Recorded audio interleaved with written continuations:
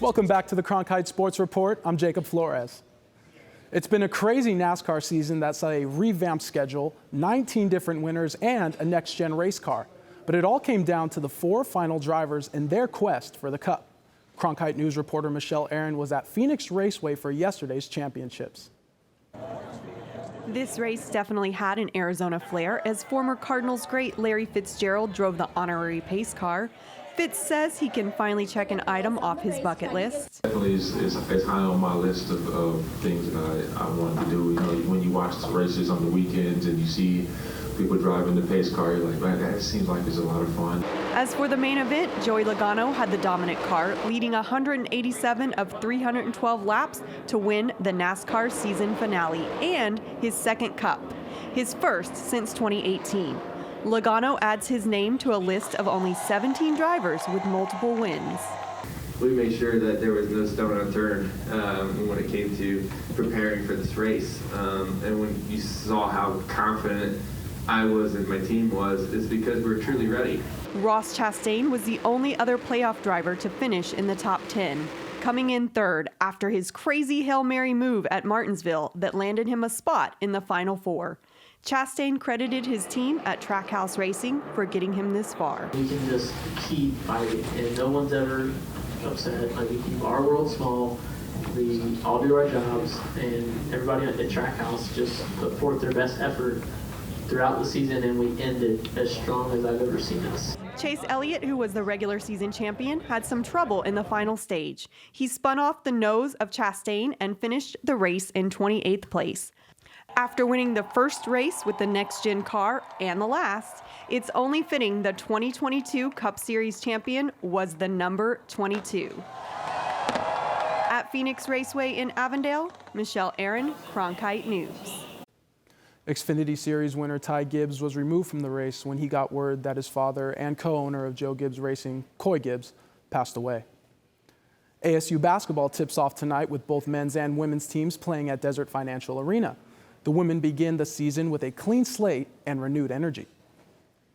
The Sun Devils have some new talent, including University of Kentucky transfer Treasure Hunt, as well as freshman and Arizona native Treyana Crisp.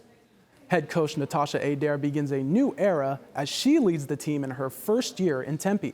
Adair says she's ready to show what her team can accomplish. It's here, you know, you think about the last 7 months and just how hard the players have been working, and now it's time to put it all together. Yeah, I'm really excited to see how we show up for the first game. I know it's a new team and new coaching staff, so it's a good way to start the season. The women tip off tonight against NAU at 8 p.m. On the men's side, the Sun Devils are already in action against Tarleton State. Coach Bobby Hurley has some new faces on the team and says these first few games will be a test to see who plays well together. So, don't expect the starting lineup to be set just yet. We played a lot of combinations in both our close scrimmages, so got a lot of different looks, and we're starting to get closer with that. And but certainly it's not etched in stone as of right now. Following tonight's game, the men will host Northern Arizona Thursday, and the women's team will face off against Grambling State Friday in Tempe. The Suns are taking their Western Conference leading 7-2 record into Philadelphia tonight to take on the 76ers, but they'll do it without starting forward Cam Johnson. Johnson tore the meniscus in his right knee in Friday night's loss against the Trailblazers. Johnson, who is averaging a career-high 13 points per game, will undergo surgery. There's currently no timetable for his return. Now, while Cam Johnson will be out for a while, Diana Taurasi will be back for a 19th season with the Phoenix Mercury. Over the weekend, the 3-time WNBA champion announced her intent to return and bring a championship back to Phoenix. The 40-year-old Taurasi is the league's all-time leading scorer. Despite Sun Devil fan optimism going into the game, ASU football was not able to pull out the win over 12th-ranked UCLA Saturday, losing 50-36. Trenton Bourget threw for 349 yards and 2 touchdowns, but it wasn't enough to fend off the Bruins' offense. Now the focus is on Washington State, whose defense will pose problems for the Sun Devils on Saturday. They're playing really good defense there, and their head coach has been a defensive guy, so I think the emphasis is on the defensive side. But we have our job cut out for us this week. But we're just going to go back and plan and get these guys ready to go.